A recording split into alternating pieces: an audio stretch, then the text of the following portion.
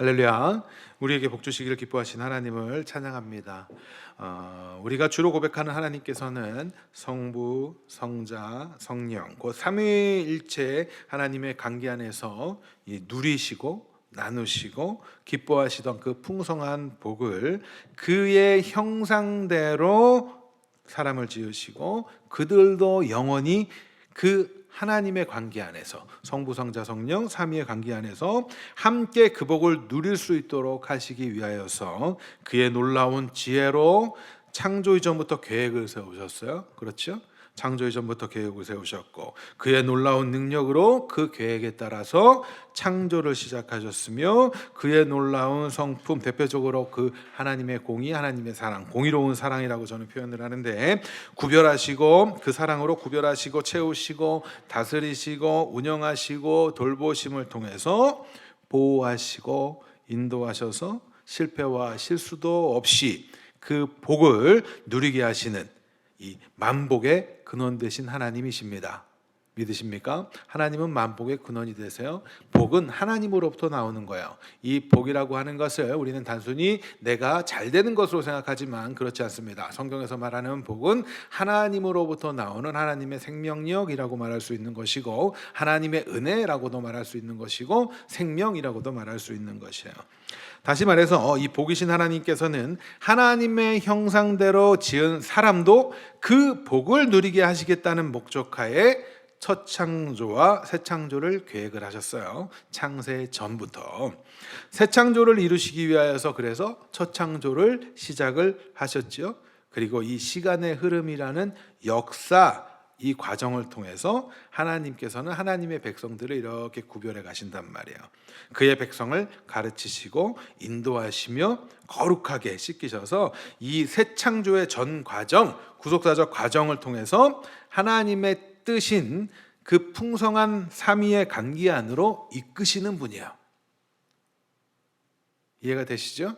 하나님은 우리와 함께하기를 기뻐하신단 말이에요. 하나님의 집에서 영원히 함께하기를 즐거워하시는 분이시란 말이에요. 하나님이 왜 이런 일을 행하세요? 그 일이 사랑이 차고 넘치시는, 그래서 충만하다라는 표현 기억하실 거예요. 충만하신 창조주 하나님의 기쁨이 돼요. 우리가 함께하는 것이 하나님의 기쁨이 된단 말이에요. 여러분들과 함께하는 것이 하나님께는 기쁨이라고요. 그것이 놀랍지 않습니까? 별로 감격스럽지 않아요? 그렇군요. 예. 이것이 잘 이해가 안 되시는 분들은, 우리 자녀를 혹시 낳으신 분들은 자녀를 한번 생각해 보세요. 사랑하는 남편과 아내와 자녀를, 사랑하는 자녀를 낳았을 때 어떠셨어요? 걔가 뭘 했어요? 그 아이가 뭘 했나요? 우리 김리안이가 여기 나와 있는데, 김리안이가 태어났을 때 뭐 했습니까? 울었겠죠. 안 울었어요? 네, 안 울었어요. 그래서 이상하다고 생각했겠네요. 왜 안 할까? 얘는 자, 그런데 울었던 안 울었던 우리 리안이가 엄마에게 뭔가를 막 선물을, 자동차 키를 딱 가지고 나와가지고 페라리 막 이런 거, 집 키를 딱 가지고 나오면서 엄마 선물입니다 이러면서 주면서, 그래서 아들이 이뻤나요? 그렇지 않죠. 리안이 자체가 선물이지 않았을까요? 참 뻔뻔스럽지만 뻔뻔스럽지만 엄마는 그 자체만으로도, 그래서 태어나서 울고, 뭐 당장 태어났을 때는 안 울었을지 몰라도 울고 먹고 싸고밖에 안 하는데도 그냥 이뻤죠. 기뻤단 말이에요. 하나님의 마음을 그렇게 좀 이해해 보면 어떻겠어요? 우리를 보면서 우리가 한 건 아무것도 없어서 하나님 그렇게, 이런 관점을 반대로 한번 생각해 보자 말이에요. 하나님의 마음은 그런 마음이신데 반대로 우리는 그러면 하나님의 피조물, 하나님의 형상대로 지음받은 이 사람은 어떤 역할을 해야 될까요? 하나님을 기쁘시게. 존재만으로도 하나님은 기뻐하시지만 그것을 깨달은 자들은 뭐예요? 자녀들이, 부모가 나를 사랑해주고 나의 존재만으로도 이뻐하고 기뻐한다면 그 마음을 알았어. 그러면 그 마음을 안 자녀들은 뭐예요? 어디 가서 그래, 나의 존재만으로도 나를 사랑하니까 나는 어디 가서 사기치고 다니고 사고치고 다니고 이래도 나 이뻐할 거야 이런 생각 같습니까? 아니에요. 그 마음에 더 이쁨 받기 위해서 효를 행하게 돼 있어요. 자, 우리 김리안이 자체만으로도 선물이라고 그랬는데 선물로서의 그 역할을 하고 있습니까? 네, 이제부터 하면 돼요. 이제부터 하면 돼요. 우리가 그 마음을 헤아렸을 땐 이제부터 뭐 하는 거예요? 역할과 임무가 있다는 사실을 깨달아야 돼요. 하나님은 우리를 보시면서 기뻐하시고 우리와 함께하는 것을 즐거워하시기 때문에 이 일을 행하셨는데, 그렇다면 우리는 그 안에서 어떤 역할과 임무가 있을까를 생각해 보는 것이죠. 이런 사실을 깨닫게 된 자들이 바로 무엇을 하냐면 하나님의 영광 앞에 엎드리고 경배라고 했어요. 자, 여러분들이 제가 이런 용어들을 정리해 주는 이유는 앞으로도 신앙생활을 하면서 또 설교를 들을 때나 우리가 교제하면서 말씀을 나눌 때 이런 표현들을, 기독교적 용어들을 사용하게 되기 때문에 그래요. 그러니까 의미들을 지금까지 알고 있었으면 다시 한번 정리를 하시고, 지금까지 들었는데 뭔지 모르겠다 그러면 다시 좀 기억을 좀 하셔야 돼요. 하나님의 영광 앞에 엎드려지는 거, 하나님 앞에 엎드리는 걸 뭐라고 그런다고요? 경배라고 해요. 자, 이를 경배라고 하고 그의 이름을 높여요. 그의 행하시는 일에 대해서, 위대하심에 대해서, 그의 성품의 뛰어나심에 대해서 박수치고 높이는 이것을 뭐라고 그래요? 찬양이라고 그래요. 그래서 한동안 우리는 경배와 찬양 이런 거 많이 나왔잖아요. 그래서 그거를 종합하면 뭐다? 예배라고 하는 거죠. 그러니까 하나님은 우리가 함께하는 걸 기뻐하시는데, 그렇다면 우리는 무엇을 해야 돼요? 하나님에게 반응하는 거죠. 어떻게? 하나님의 위대하심에 엎드려지고 하나님을 찬양하고 즐거워하는 것. 그래서 웨스터민스터 소요리 문답 1번 문항을 보면 이런 질문해요. 여러분들 이거 세례를 받으셨던 분들은 기억하십니까? 웨스트민스터 소요리 문답 1번이 뭐예요? 어떤 질문이에요? 1번 문항. 사람의 제일 되는 목적이 무엇입니까? 이거 제가 예전에 했습니다. 거기서 답은 이렇게 하겠지만 한번 질문할게요. 여러분들의 삶의 첫 번째 이유, 삶의 목적이 뭐예요? 정답을 이렇게 잘 찍어요. 목적과 이유에 대해서 질문을 조금만 바꿔보면 어떤 질문이 될 수 있냐면 정체성이 무엇인가를 확인할 수 있어요. 자, 여러분들의 어떠한 목표, 목적과 이유를 잘 분석해 보면 그의 정체성을 알 수 있단 말이에요. 군인이 존재하는 이유는 뭡니까? 그들의 정체성은 군인이잖아요. 그것처럼 그 사람들의 존재 이유와 목적, 그 사람들이 행하는 것들을 보면 그들의 정체성을 알 수 있단 말이에요. 그렇다면 사람의 정체성, 사람이 이 세상을 살아가고 무엇을 목적으로 살아가고 있는가를 통해서 우리의 정체성을 찾아보면 소요리 문답은 다음과 같이 답을 해요. 사람의 제일 되는 목적은 하나님을 영화롭게 하는 것과 영원토록 그를 즐거워하는 것입니다. 명확하게 이야기하죠. 사람의 존재 이유는, 사람의 정체성은 하나님을 영화롭게 하는 것, 하나님을 영원토록 즐거워하는 것, 이렇게 표현해요. 이것을 한 단어로 좀 추각해서 말하면 예배라고 할 수 있겠죠. 그들의 정체성은 예배자인 거예요. 로마서 5장 2절 말씀 함께 읽습니다. 로마서 5장 2절 말씀이에요.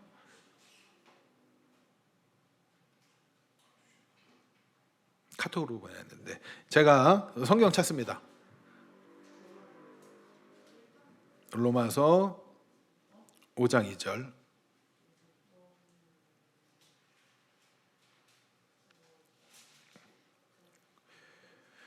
함께 읽겠습니다. 또한 그로 말미암아 우리가 믿음으로 서 있는 이 은혜에 들어감으로 얻었으며 하나님의 영광을 바라고 즐거워하느니라.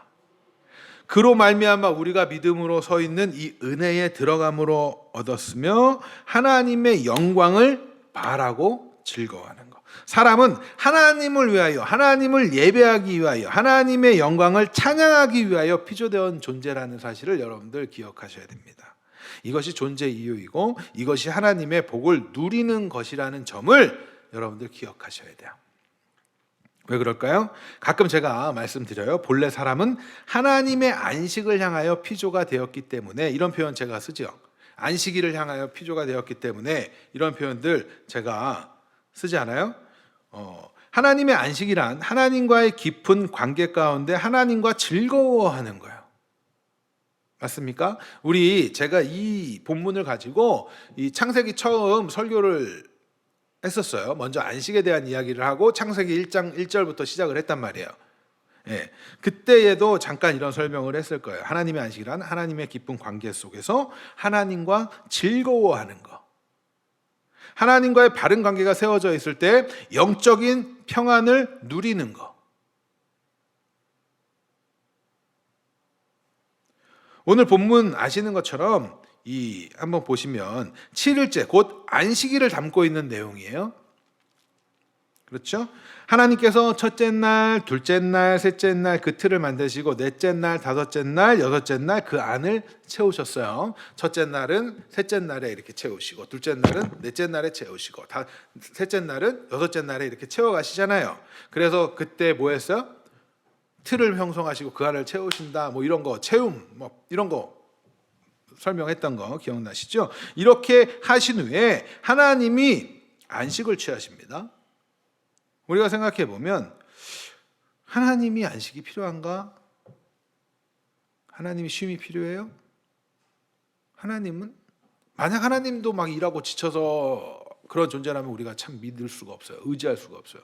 하나님 쉬는 날에는 그럼 우리는 누굴 의지하고 살아? 그렇지 않겠어요? 성경에 보면 하나님께서는 졸지도 쉬지도 않는다고 이야기해요. 시편 121편 4절 말씀을 보면 이렇게 기록합니다. 이스라엘을 지키시는 이는 졸지도 아니하시고 주무시지도 아니하시리로다. 이스라엘을 지키시는 지키시는 이가 누구예요? 하나님이시잖아요. 하나님은 졸지도 않아요. 주무시지도 않아요. 예수님께서는 또 직접 뭐라고 말씀하셨어요? 요한복음 5장 16절 17절에 이렇게 말씀하세요. 요한복음 5장 16절 17절에 오늘 제가 읽어드릴게요. 여러분들 뭐 구절 몇 장 몇 절인지만 적으셔도 돼요. 성경 안 찾으셔도 잘 들으세요. 귀로 들으세요. 그러므로 안식일에 이러한 일을 행하신다 하여 유대인들이 예수를 박해하게 된지라. 그러니까 예수님께서 안식일에 뭔가 일을 했단 말이에요. 17절 예수께서 그들에게 이르시되 내 아버지께서 이제까지 일하시니 나도 일한다 하시매. 무슨 말이에요? 예수님이 증언하신 거예요. 아버지도 안식일에 일했다. 그러니까 하나님은 쉼이 필요해요? 그러니까 단순히 이거는 그냥 내가 오늘 노동을 수고했으니까 집에서 쉬어야지 이런 개념이 아니라는 거예요. 하나님께서는 안식일에도 일을 행하시는 분이에요. 그러함에도 모세를 통해서 안식을 이야기하시는 이유가 뭘까요? 하나님께서는 사람이 살아갈 수 있는 환경을 모두 조성해 주시고 안식을 맞이하는 존재로, 안식일을 향하는 존재로 그의 형상대로 피조물을 지으셨다는 거예요.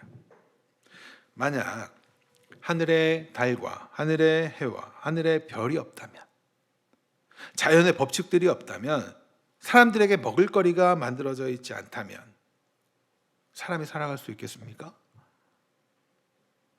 하나님께서 그래서 이 모든 것을 창조하신 후에 사람을 지으심으로써 안식으로 이끌어 가시는 거예요. 우리는 이 안에서 이것을 생각할 수 있어야 돼요. 하나님의 형상인 사람은 하나님과 함께할 때 안식을 누리는 존재, 하나님을 향하는 존재라는 거예요. 그 다음 우리가 태어나자마자 노동을 하는 존재로 태어난 게 아니란 말이에요. 여러분들 이 사실을 잘 기억하셔야 돼요. 우리는 태어나자마자 하나님과 함께하는 것을 목표로 삼아서 지어진 존재예요. 그때 가장 행복하고 가장 만족하는 존재, 안식을 누리는 존재로 창조하셨다라는 사실을 기억할 필요가 있는 거죠. 하나님의 형상인 사람이 피조나고 난 후에 처음 맞이하는 날은 첫째 날, 둘째 날, 셋째 날, 넷째 날, 다섯째, 여섯째 날이 아니라 하나님과 함께하는 바로 그 즐거운 안식일인 거예요. 복된 안식일. 하나님께서 하나님의 형상으로 지으신 사람과 함께하는 걸 기뻐하신다고요. 여러분들 하나님과 함께하는 그 하나님이 기뻐하시는 일을 하고 계십니까? 예배에 나왔으니까 나 하나님이 하는 일을 기쁘게, 하나님을 기쁘시게 하고 있는 것이야 라고 생각할 수도 있겠죠. 하나님께서 우리에게 베풀어 주신 안식은 우리로 하여금 하나님을 향한 반응을 이끌어내요. 하나님이 우리에게, 앞서 제가 힌트를 다 먼저 드린 거야. 우리를 보고 기뻐하시잖아. 그럼 우리는 어떤 반응을 할까요? 기뻐하죠. 하나님을 즐거워해요. 바로 예배하는 걸로 나아가게 돼요. 여러분들 하나님과 함께하는 것이 기쁘십니까? 괴로워요? 불편하고 괴롭고 즐겁고 기다려주세요? 하나님과 함께하는 것이? 정말 그래요? 갑자기 웃음소리가. 우리가 좀 착각을 하는 경향이 있어요. 안식과 예배를 동일시하는데 그 예배를 어떻게 생각하냐면 이렇게 형식을 갖춰서 어떠한 순서에 의해서 하는 것을 예배라고 생각하고 그거에 참여하는 걸 안식이라고 생각해요. 아니요, 본질적으로 그 의미는 좀 달라요. 여러분들이 자꾸 그거를 예배에 참석하는 것으로 나의 모든 것을 다 한다고 생각하니까 때로는 그게 지겨운 거예요. 더군다나 우리 교회처럼 설교 시간이 긴 교회에서. 다시 한번 여쭐게요. 여러분들은 하나님과 함께하는 것이 기쁘십니까? 하나님 안에 있는 것을 그리워하시고 소망하십니까? 하나님의 형상의 사람은 그렇게 하나님과 함께할 때 행복하고 안식하는 존재, 기쁘고 즐거운 존재, 참 쉼을 누리는 존재로 피조가 되었는데 왜 사람들은 하나님과 함께 안식하는 그 안식에 관심이 없을까요? 또 예수 그리스도를 믿는다고 하면서도 그 안식에 대한 개념이 좀 전에 말씀드린 그런 이유와 또 여러 가지 이유들로 인해서 왠지 무거운 짐처럼 느낄 때가 있는 것일까? 보면 전혀 안식에는 관심이 없지 않은가 이런 생각이 들 때도 참 많이 있습니다. 여러분들은 이런 물음에 대해서 우리 지난 시간에 배웠던 내용을 바탕으로 한번 좀 더 이해를 해보자고요. 성경적 답을 한번 찾아가 보자고요. 결국 하나님은 사람을 창조하실 때 하나님의 형상대로 지으셨죠. 그렇죠? 그런데 죄로 말미암아 그 형상이 왜곡되어서 그 기능을 상실했다고 그랬어요. 자, 질문하겠습니다. 하나님 안에서 안식의 복을 누린다는 것은 무엇을 전제해요? 하나님과 관계, 만남이죠. 관계를 전제로 해요. 여러분들에게 하나님은 어떤 하나님입니까? 두려움의 대상? 조금 때로는 귀찮음? 나를 좀 힘들게 하는 존재? 내 멋대로 살아가고 내 뜻대로 내 정욕대로 하고 싶은데 그저 좀 꺼림직해가지고 나를 좀 불편하게 하는 존재? 아니면 그저 내 뜻을 이루어지는 존재? 그렇게 하나님을 생각하십니까? 하나님 안에서 안식일의 복은 하나님과의 만남을 전제로 해요. 하나님과의 만남. 다시 말해서 하나님에 관해서 알아야 되고 하나님과 깊은 사귐이 있어야 하고 하나님과의 그 사귐 가운데 기쁨을 누리는 거예요. 안식은. 예배도 어때요? 예배. 다시 말씀드리지만 예배는 하나님과 함께함으로 주어지는 안식에 대한 반응이에요. 안식에 대한 반응. 따라서 예배도 마찬가지로 하나님과의 관계로부터 시작이 되겠죠. 자꾸 예배에 대해서 형식, 그런 것에 자꾸 얽매이면 우리가 때로는 짐처럼 느낄 수가 있어요. 신앙 고백을 하고 기도하고 말씀 듣고 찬양하는 것. 그것이 예배라고 생각하면 그것은 예배를 이루어가는 하나의 구성 요소들인 것이죠. 예배의 기본적인 것은 뭐예요? 하나님과 함께 즐거워하는 거예요. 하나님과의 만남에 있단 말이에요. 이러한 점에서 안식과 예배는 뗄래야 뗄 수 없는 관계인 것이죠. 이를 돕기 위해서 여러 은혜의 수단으로 말씀, 기도, 신앙 고백 등등등을 하게 되는 거예요. 떡을 떼는 말씀을 나누고 이런 것 하는 거란 말이에요.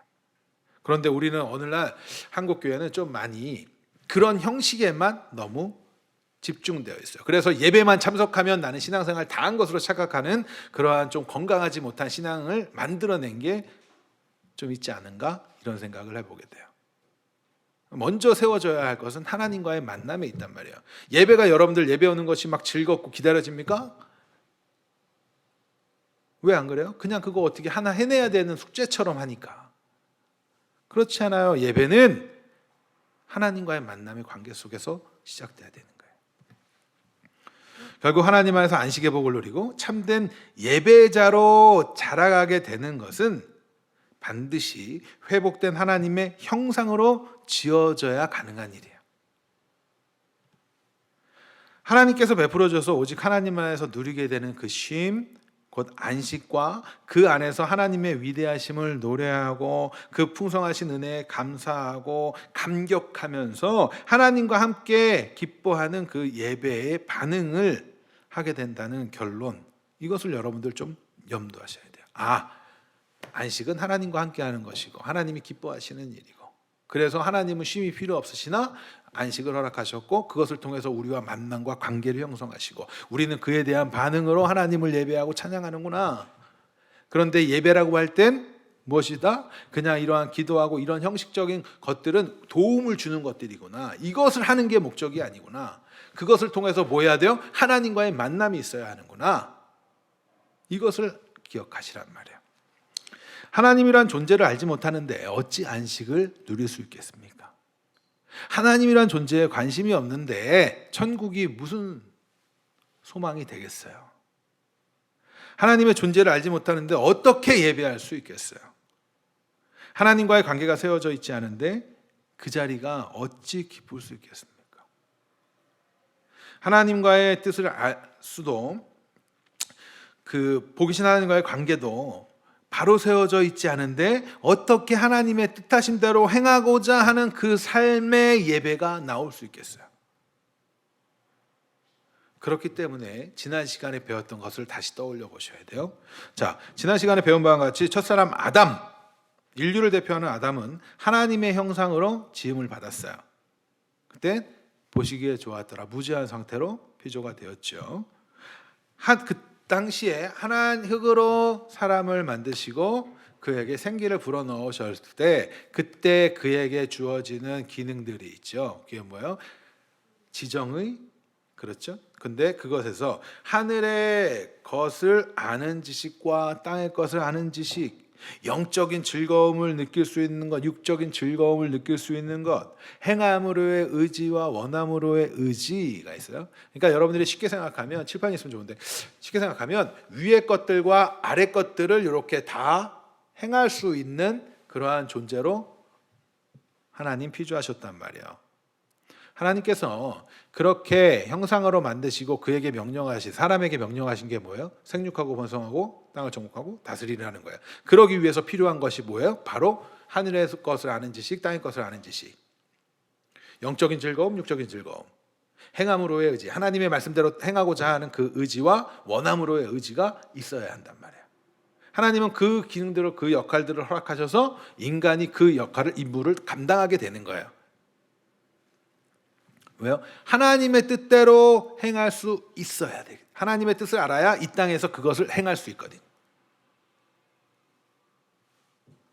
그 역할과 기능을 행할 수 있는. 그런데 그렇게 피조되었음에도 불구하고 아담은 어떻게 해요?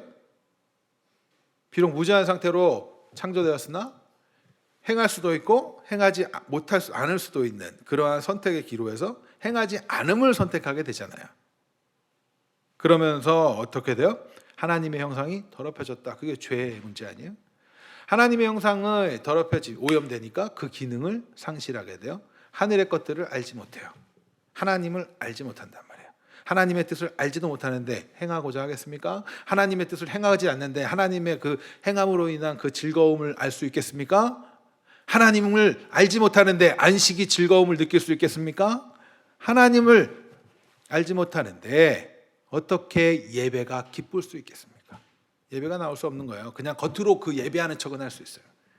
그러나 하나님과의 깊은 관계 속에서 그것이 안 돼 있기 때문에 그게 죄의 문제인 거예요. 죄를 지은 아담이 어떤 일을 합니까? 하나님으로부터 피하고자 하죠. 숨고자 해요. 죄의 무서운 점이 그거라니까요. 관계가 끊어지는 거예요. 하나님과의. 우리 리안이가 예를 들어서 부모를 속이는 어떠한 일을 행동을 했다고 칩시다. 괜히 엄마가 이렇게 뭔가 나를 이렇게 쳐다보면 뭔가 마음이 찜찜한 힘이 생길 수 있겠죠.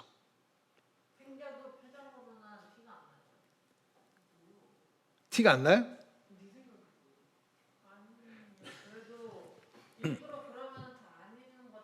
아닌 것처럼 연기를 하는 이유는 뭐예요? 걸릴 것 같으니까 아닌 것처럼 하는 거잖아. 맞죠?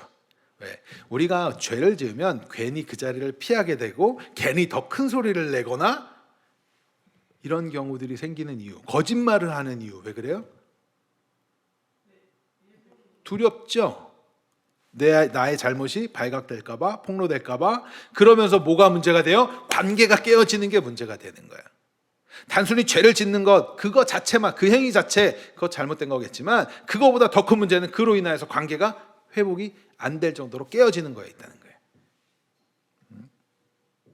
그렇게 형상이 더럽혀지니까 이제는 스스로는 그것을 알 수 없는 전적인 무능력 상태에 빠지게 되었다. 기억나십니까? 지난주에? 전적인 무능력 상태에 빠져버렸기 때문에 하나님 앞에서 안식을 누리는 거에 관심이 없어요. 하나님과 함께하는 것에 시선을 옮길 수조차 없어요. 불가능하단 말이에요. 그게. 그러니까 안식을 사모하지 않아요. 하나님을 사모하지 않아요. 사모할 수가 없다니까. 하나님을 인식하지 못하는데 어떻게 사모해요?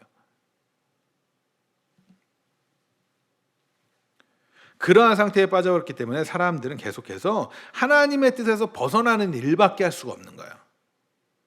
하나님의 뜻을 알지 못하는데 어떻게 하나님의 뜻대로 행합니까? 맞아요? 네. 하나님의 뜻에서 벗어나는 것이 죄예요. 그 죄 가운데 빠져 있기 때문에 하나님은 그저 두려움의 대상인 거나 하나님의 존재를 보았다 할지라도 그를 부정하고 싶어 하는 게 인간의 마음인 거예요. 아니면 그저 원망의 대상이 되죠. 가인이 어떤 모습을 보여요? 범죄한 아담이 어떤 모습을 보였어요? 한번 생각해 보세요, 여러분들. 라멕이 어떤 모습을 보였어요? 홍수 이후에 바벨탑을 지은 그 사람들이 어떤 모습을 생각해요? 하나님에 대해서 정확히 알지 못하니까 어떤 절대자에 대한 두려움과 공포심, 아니면 그를 뛰어넘고자 하는 그러한 것들이 생기는 거예요. 하나님 알지 못하니까. 그게 죄의 문제란 말이에요. 하나님을 왜곡된 시선으로 바라보니까 자신을 위한 우상춤으로 생각하는 거예요. 기복주의가 그래서 문제라고 항상 말씀드리잖아요. 하나님과의 올바로 된 관계를 맺지 못하기 때문에 안식을 누릴 수가 없는 거예요. 안식조차 기대할 수 없기 때문에 예배로 반응조차 할 수 없겠죠. 예배도 그래서 나를 위해서 예배하는 거예요. 이스라엘 민족은 하나님을 봤어요. 하나님이 행하신 일을 봤잖아요. 출애굽한 이스라엘 민족은. 그럼에도 불구하고 어떤 일을 벌여요? 우상 만들었고 이것이 너희를 구원해낸 여호와다라고 이야기한단 말이에요. 그거 왜 그래요? 하나님과의 그러한 관계가 아직 세워져 있지 않기 때문에 그런 거예요.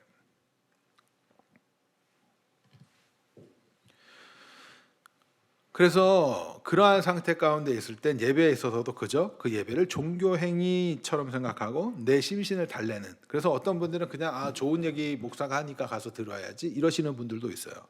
그런 분들에게 하나님의 은혜가 빨리 임하시길 간절히 소망합니다. 그것도 기회가 될 거예요. 분명히 하나님의 말씀을 듣고 깨닫는 그때가 올 거라고 기대해요. 그런데 그러신 분들도 있어요. 그리고 평생 교회 다니면서도 그저 하나님하고는 관심이 없어 그냥 이 안에서 모임에 즐거운 사람들이 있어요. 주의하셔야 돼요. 수단처럼 생각하는 거죠. 자, 하나님의 형상이 왜곡됨으로 나타나는 것 중에 가장 큰 문제는 중독이라는 것이 있어요. 왜요? 하나님의 형상이 기능을 발휘하지 못하니까 무엇인가로 자꾸 그거를 채우려고 하는 마음이 생기거든요. 뭔가 비어있기 때문에 그것을 채우고자 하는, 그래서 다른 중독들에 빠지게 되는 거예요. 결핍이 있으니까. 제일 무서운 이유, 하나님과의 관계가 상실한다라는 점이라는 거. 하나님과 함께하는 그 복을 누릴 수 없는 상태가 되어버렸기 때문에 더 무서운 점은 그런 생각조차 못한다는 거야. 문제의식 자체가 없어. 그냥 내가 내 삶 이렇게 살다가 가는 것이지 뭐. 굉장히 강한 사람처럼 보이지만 굉장히 문제가 있는 거죠. 우리가 기독교인이라고 한다면 죄에 대해서 보다 분명하게 기준을 좀 세우고 있어야 돼요. 그래야 여러분들이 나중에 복음을 증거하거나 누군가에게 예수 그리스도를 전할 때도 오해하지 않고 그들을 설명해낼 수 있어요. 그 기준은 하나님과의 관계에 있다라는 사실을 기억하시기 바랍니다. 하나님과의 깊은 관계 가운데 행하는 일인가?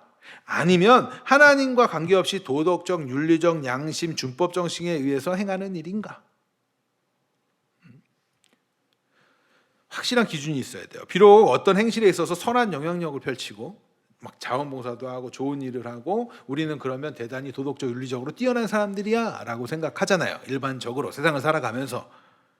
그렇다고 할지라도, 그래서 결과가 우리가 볼 때 선한 일이라고 한다 할지라도 그것이 하나님과 무관한 관계에서 행하는 일이라고 한다면 성경에서는 죄라고 그래요. 하나님과 관계없는 이들이 행하는 것들이.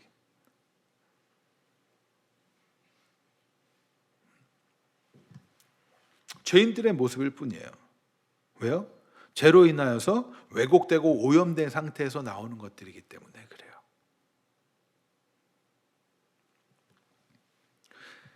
우리 인간의 존재의 목적과 이유는 하나님을 예배하는 것에 있다 그랬어요. 그죠? 영화롭게 하고 그를 즐거워하는 거야. 그것이 애초에 되지 않잖아요. 맞습니까? 그러면 존재의 목적과 이유에서부터 벌써 벗어나서 나오는 것들이라고 한다면 그것이 옳은 일이겠어요? 안 믿는 사람들도 선한 영향력을 펼치는 이들이 굉장히 많아요. 도덕적이고 윤리적이고 이런 것들 잘하면서 남들에게 또 사랑도 베풀고 자비도 베풀고 막 이러시는 분들 많이 있어요. 그러나 그러함에도 불구하고 그들 역시 하나님과의 관계가 세워져 있지 않은 상태에서 행하는 것들이라면 그들에게도 하나님을 소개해야 되는 대상들인 거예요. 물론 그런 분들이 예수님을 믿으면 더욱더 잘할 수 있겠죠. 오롯이 하나님께 영광으로 나아가는 길로 갈 수 있을 거예요. 이런 상태 가운데 빠져 있기 때문에 하나님의 뜻 가운데 행하기 위해서는 무엇이 필요하겠어요?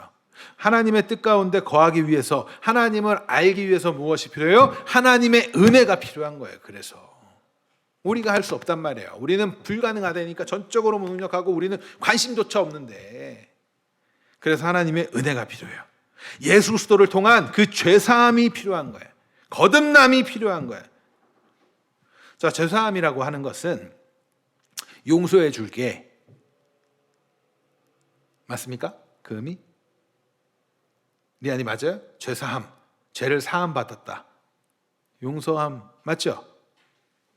그런데 그 이면에 어떤 것을 담고 있어요? 오염되었던 그 형상이 씻음을 받았다는 것을 기억하시기 바랍니다.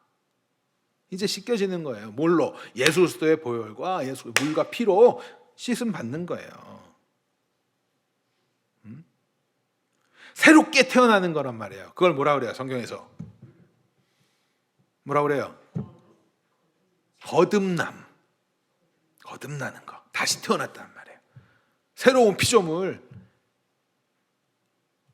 거듭나게 되는 거예요. 예수 그리스도 통해서 씻음 받고 그 오염되었던 형상들이 이제 씻음을 받아서 살아가게 되는 거예요. 이러한 상태 가운데 있으나 우리는 아직 이 땅을 살아가고 있어요. 그래서 죄를 짓지 않을 수 있는 상태로 이 세상을 살아가고 있는 거예요. 자, 과거에 제가 이런 거 설명했던 적이 기억이 나요. 맨 처음에 아담은 죄를 지을 수도 있고 짓지 않을 수도 있는 상태로 창조가 되었다. 그러나 타락한 이후에 죄를 지을 수밖에 없는 존재였다. 근데 예수 그리스도로 말미암아 예수 그리스도를 믿는 자들은 이제 죄를 안 지을 수 있는 자유가 있다. 기억나세요? 네. 그런 얘기가 다 여기에 연관되어져 있는 거예요. 이렇게 재밌지 않나요? 저만 재밌습니까? 전 재밌는데. 하나님과 함께하는 안식을 그래서 씻음 받은 자들이 사모하게 되는 거예요. 그 안식을 누리고 그 기쁨과 평안의 감격 가운데 하나님을 예배하는 예배로 나아가게 되는 거예요.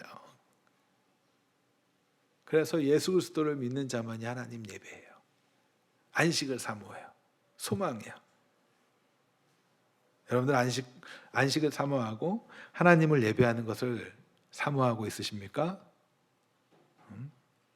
그저 지금의 삶이 힘들어서 편하게 해주는 그런 정도의 안식이 아니라 자신의 뜻을 이루기 위해서 하나님 앞에 떼쓰기 위해서 예배하는 그러한 정도가 아니라 하나님 자체를 갈망하고 그 자체를 사모하며 그 하나님과 함께하는 것을 원하고 있습니까? 여러분들 이 질문을 항상 하세요. 왜요? 우리는 이 자리가 지금 이 세상을 살아가는 이 자리가 완성되어져 있는 그 상태에 있는 것이 아니기 때문에 우리는 이런 질문들이 필요한 거예요. 죄를 안 지을 수 있는 자유라니까. 그 얘기는 죄를 지을 수도 있단 말이잖아요. 넘어질 수 있단 말이잖아요. 물론 지난번에 잠시 설명했지만 우리는 그렇게 죄 지어도 하나님이 예수 그리스도가 다 그것을 사하셨기 때문에 확신 갖고 가는 거예요. 그러나 그러함에도 이제 그 사실을 알았으니까 그러지 않으려고, 죄와 멀어지려고, 오염되지 않으려고 노력하며 살아가는 거예요. 방향을 바꿔가는 거예요. 때때로 우리는 예수 그리스도를 믿는다고 하면서 예수 그리스도께서 쏟으신 그 물과 피로 씻음을 받아 새로운 피조물이 되었다는 사실을 믿는다고 하면서도 참 많은 갈등을 하는 이유죠. 끊임없이 갈등하죠. 왜 그래요? 우리는 완성에 이른 것이 아니기 때문에. 그래서 완전한 성화는 이 땅에서 이루어지는 것이 아니라 어떻게 해요? 하나님 나라에 들어갔을 때 온전히 이루어지는 거예요. 그때는 어떻게 돼요? 죄를 지을 수가 없는 상태가 되는 거예요.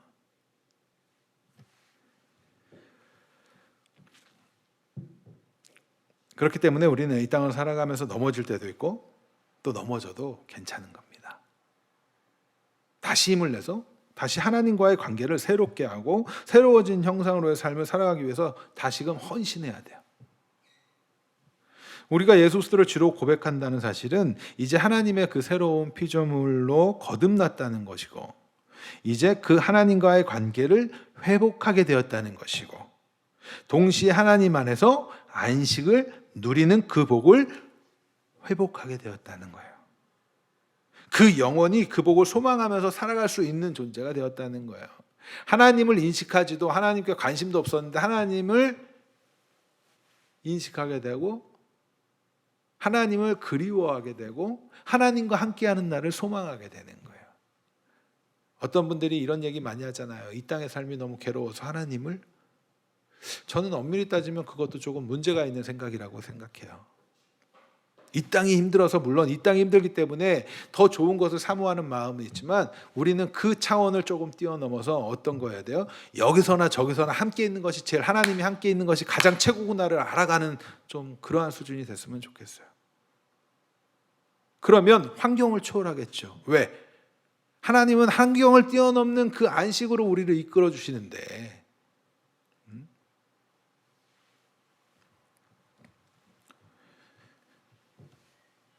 우리는요, 이 땅을 살아가면서 끊임없이 하나님과의 관계를 바로 세우는 데 포커스를 맞추셔야 됩니다. 내가 지금 행하고 있는 일, 내가 지금 하고 있는 공부들, 그런 것들을 통해서도 어떻게 해요? 하나님을 영화롭게 하는 일에 어떻게 사용할까를 떠올리면서 하시는 거예요. 하나님과의 관계를 굳건하시기 위해서 여러분들 노력하셔야 돼요. 아까 말한 그 이제 예수 그리스도를 믿는 자들이라고 한다면 중독되어져 있는 것들이 있어요. 그것들을 안 해보기도 하는 거예요. 왜? 그 안을 예수 그리스도로 채워가야 하니까. 하나님 안으로 채워져 가는 거니까. 우리는 지금 그거 예를 들어서 이런 거예요. 독에 컵이나 이런 데 비어있던 데를 하나하나 조금씩 더 채워간다고 생각하시면 돼요.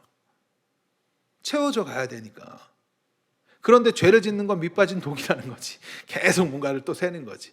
그러니까 매일 그 자리에서만 훈련하고 있는. 이제 좀 그런 차원을 보수공사해 가는 거예요. 지금이 여러분들. 다시 한번 신앙을 정리해보고 하나님에 대해서 정리해보고 하나님이 어떤 분인가를 하면서 다시 기도하면서 하나님과 관계를 더욱 깊이 해보고 이렇게 성장해 가야 된단 말이에요.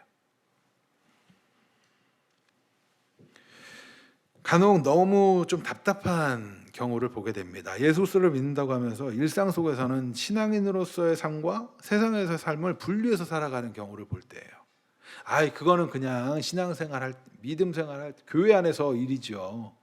바깥에 나가서는 그냥 신앙 하나님 안에서의 그 가치관은 다 버려두고 세상 사람들처럼 똑같이 살아. 그 문제가 있는 거예요.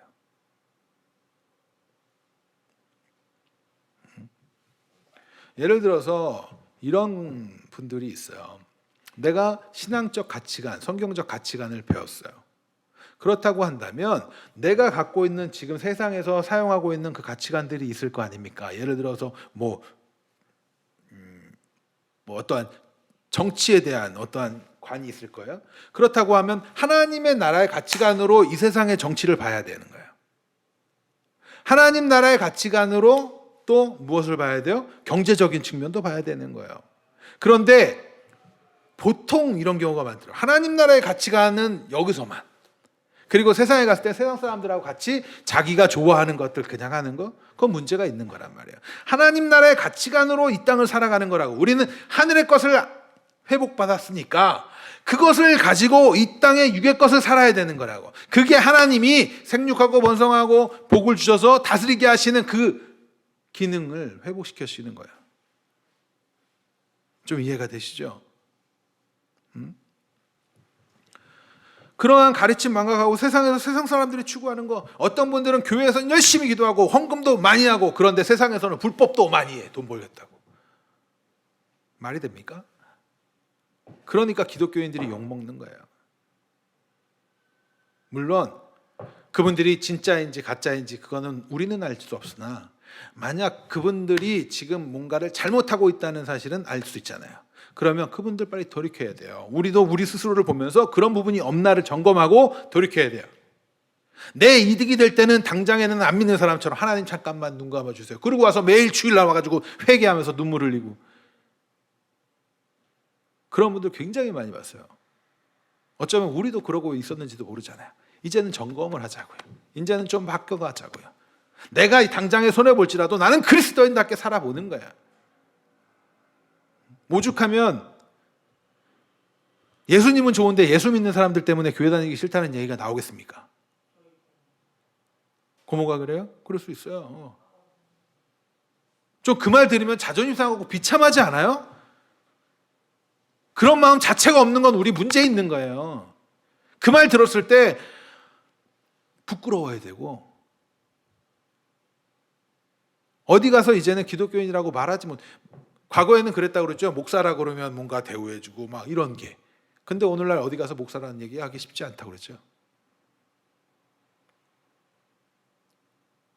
이제 조금 우리 잘못한 건 많으니까, 그리고 우리는 여전히 안 되는 존재니까, 그럼에도 불구하고 다시금 이제 해봐야 되는 거야. 다시금 해보자는 거야. 다시금 돌이켜보자는 거야. 같이 힘을 모아서 해보는 거예요. 하나님의 형상대로. 그래서 세상에서 바보 취급받고 좀 부족한 사람 취급받아요? 괜찮아요. 다시 모여서 서로 위로하고 서로 격려하고 하나님의 안식 안에서 들어가 있으면 되는 거예요. 그게 우리의 목적인데, 맨 세상 사람들처럼 똑같이 살아가면서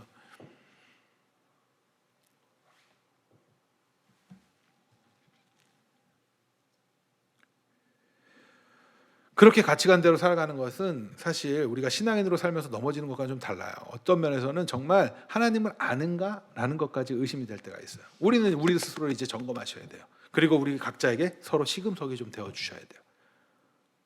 그러기 위해서 교회 공동체가 있는 것 아니겠어요? 때로는 같이 격려해주고 다시 인도해주고 안내해주고 여기가 약하면 도와주고,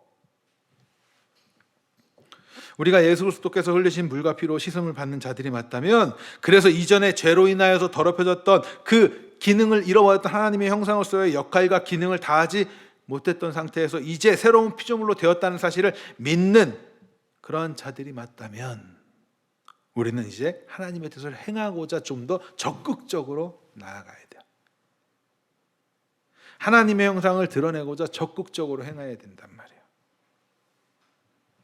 그러한 하나님의 회복되어진 형상의 길로 다시 터내서 걸어가는 삶. 비록 우리가 실패하고 또 넘어질지라도 다시금 또 해보는 삶. 그 삶을 뭐라 그래요? 회개라고 하는 거예요. 많은 사람들이 회개에 대해서 오해를 하죠. 단순히 그냥 죄를 자복하고 와가지고 눈물로 기도하고 하나님 용서해 주세요. 맨날 뭐 저는 이랬어요 저랬어요. 밤마다 내가 오늘 뭐 잘못했나 반성하고 자복하는 거 필요하겠죠. 그러나 그 자복으로 끝나는 것이 회개가 아니에요. 회개는 우리가 오염되었던 그것이 씻겨져서 우리의 삶의 방향이 바뀌는 거예요.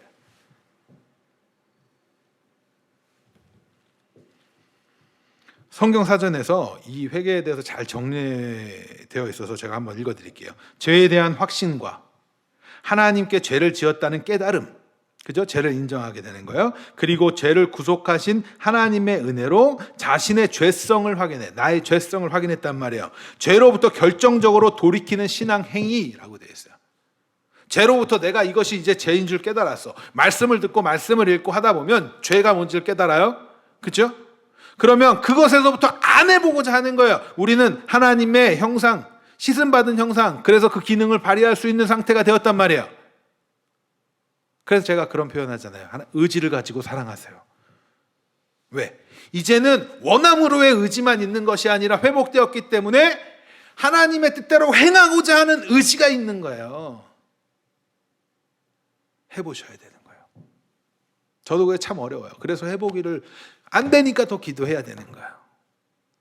미워 죽겠는데 쟤는 하나님만 그냥 미운 사람도 있죠. 여러분들 없습니까? 전 있어요. 저는 보기만 해도 미운 사람이 있어요. 참 못돼가지고 그런가? 근데 해보려고 노력해야 된단 말이에요. 왜? 하나님의 말씀이 우리를 찌르잖아요. 저는 이런 면에서 목사가 된 걸 참 감사하게 여겨요. 제가 목사가 아니면 이런 것을 하려고 생각조차 못했을 거예요. 그러면서 말씀을 그래도 보게 되니까 어떻게 해봐야지, 용서해봐야지, 돌이켜봐야지 의지로 해보려고 해가는 거예요. 여러분들도 그렇게 해가셔야 되고 서로가 그렇게 하려고 노력하셔야 돼요. 건강한 교회란 문제가 없는 교회가 아니에요. 여러분들이 있는 자리는 다 문제가 있잖아요. 제가 있는 자리도 항상 문제가 있어요. 건강한 교회는 말씀대로 행하고자 애씀이 있는가 없는가로 보셔야 돼요. 건강한 교회 크고 교회가 뭐 재정이 빵빵하고 건물이 좋고 이런 게 건강한 교회가 아니란 말이에요. 말씀대로 하나님의 회복된 형상대로 노력하고자 애씀이 있는가? 교회가 일 많이 한다고 좋은 교회 아니에요. 그렇게 말씀대로 헌신하는 사람, 회개의 자의 삶을 살아가고 있는가? 빚진 자로서, 지난 시간에 읽었던 바울의 빚진 자로서의 그 역할, 그 빚을 살아내고 있는가?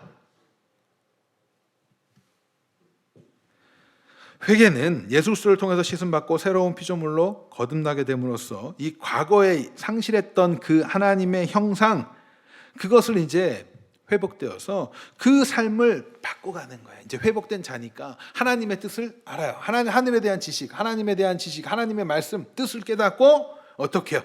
그것을 행하고자 하는 의지로 행해가는 거예요. 그러면 그 안에서 무엇을 느껴요? 이제 영적인 즐거움을 느끼게 되는 거예요. 회개자의 삶. 그러기 위해서는 매일 뭐 해야 될까요? 나는 매일 죽노라 해야 되는 거예요. 좀 정리가 되십니까? 그런 내용들이 십자가를 지고 따라가는 거예요. 그게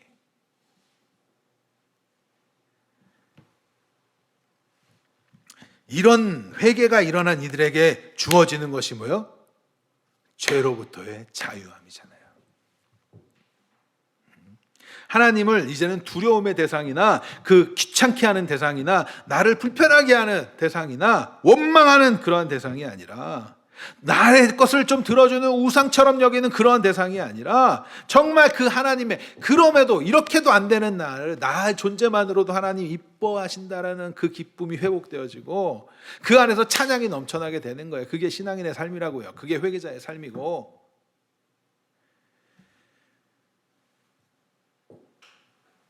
우리는 그렇게 예배자의 삶으로 나아가게 되는 것입니다. 그 크신 사랑의 하나님이심을 알면 알수록 깨닫게 되고 그 하나님의 뜻대로 행하고자 하게 되며 세상이 줄 수 없는 그 평안 안식을 누리게 되는 영적인 즐거움을 깨달아요. 그러니까 하나님이 즐거울 수밖에 없고 하나님을 예배하는 것이 기쁠 수밖에 없고 하나님을 찬양하고 생각만 해도 기쁜 거예요.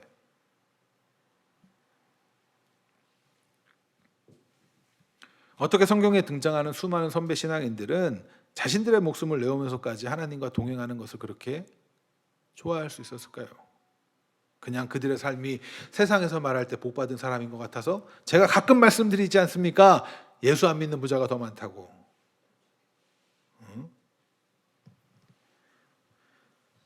그들의 삶이 그냥 평탄했어요? 예수님의 제자들의 삶이 평탄했나요? 아니, 예수님은 어떤 삶이었어요?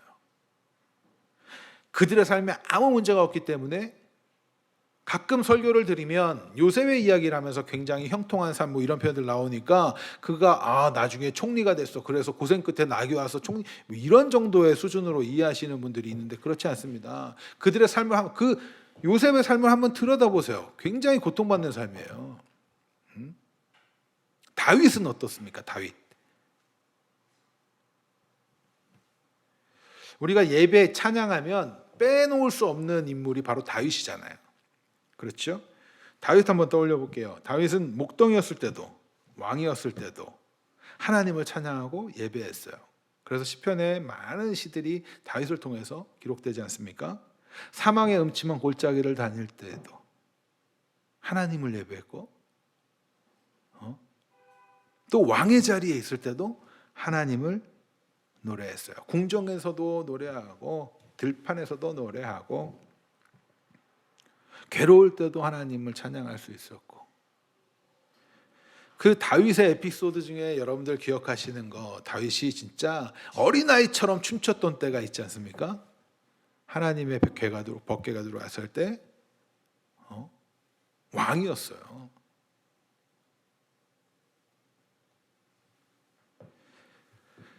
하나님을 예배하는 것은 어떤 면에서는 우리의 체면, 우리의 위치, 형편 그런 건 아무 의미가 없어요. 우리의 그 높고 낮음, 지위 아무 의미가 없어요.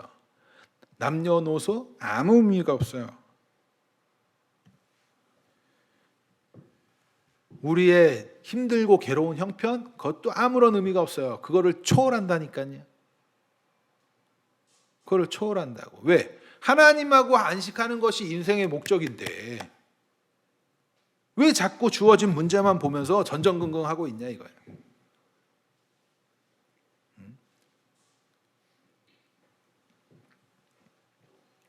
하나님의 관계에서 느끼게 되는 그 기쁨, 안식이 충만하였고 그것이 감사로 터져나올 수밖에 없기 때문에 예배하고 찬양하는 겁니다.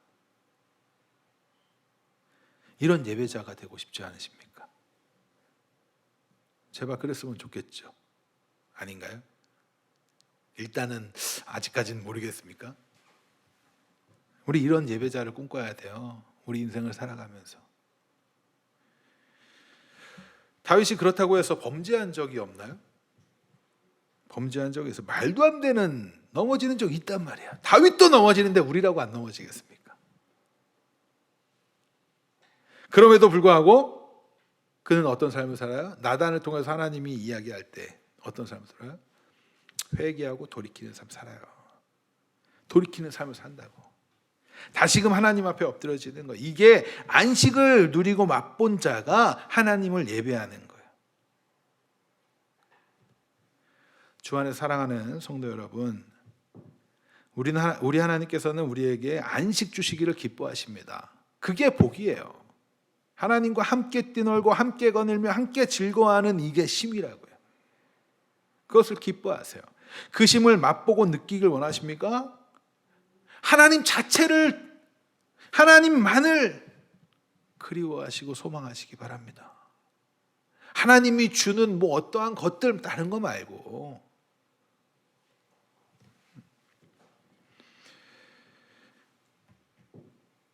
그렇다고 한다면 우리는 하나님께 매 순간순간 반응하시는 그런 훈련이 필요해요. 하나님께서 살아계시고 지금도 우리와 동행하고 계신다는 사실을 인식하고 하나님과 깊은 관계를 맺을 수 있도록 여러분들 기도하시고 말씀을 읽고 하셔야 되는 거예요. 그럴 때 하나님을 우리는 예배하는 그 예배자로 더욱더 자라가게 되는 것입니다. 하나님 앞에서 진정한 자유함을 누리는 예배자. 참 멋지지 않습니까? 하나님 앞에서 평안 쉼을 누리는 예배자. 이런 예배자들은 하나님과의 깊은 관계에서만 누릴 수 있는 그 기쁨, 그 안에 담겨져 안식하게 되고 평안을 누리며 그것이 터져나옴으로써 찬양하게 되는 거예요. 세상은 알 수 없는 평안이 우리에게 있는데 찬양 못할까요? 찬양하게 될 수밖에 없어요. 이제 다음 주일이면 부활주일입니다. 아까 우리 강도사님 기도하실 때에도 고난주간 이야기를 잠깐 하셨어요. 부활의 기쁨을 누릴 수 있기 전에 우리는 고난을 맞이하게 돼요. 우리의 삶 속에서 나의 옛사람이 죽여가는 훈련을 할 때 우리는 쓰리고 아파요. 그러나 그 안에서도 하나님이 일하고 계시고 있다는 사실을 붙드시고 다시금 해보시는 거예요. 그런 자들이 하나님이 보시기에 기뻐하는 자들이에요.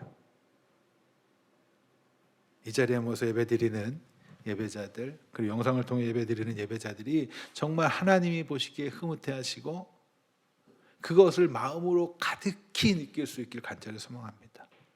씻음 받아서 우리 찬양했잖아요. 하나님의 은혜로 아무 이유를 알 수 없어요. 너무나 감사하지 않아요? 하나님이 만약에 딱 어떠한 조건, 예를 들어 시험 성적으로 하면 95점부터는 합격, 그거 하려고 얼마나 노력하겠습니까? 그런데 하나님의 기준은 무조건 100점 만점 이상이잖아요. 그런데 그 문제를 풀 수 있는 지혜는 우리에게는 없고, 이런 상태 아니에요? 하나님이 통과시켜 주는 거 얼마나 감사해요. 그 은혜에 감격하면서 한 주간도 살아가시고 또 이 고난 주간을 맞이하여서 여러분들이 깊이 묵상하셨으면 좋겠어요. 깊이 묵상하시기 바랍니다. 그래서 하나님의 은혜가 더욱더 차고 넘치길 간절히 소망합니다. 우리 기도하겠습니다.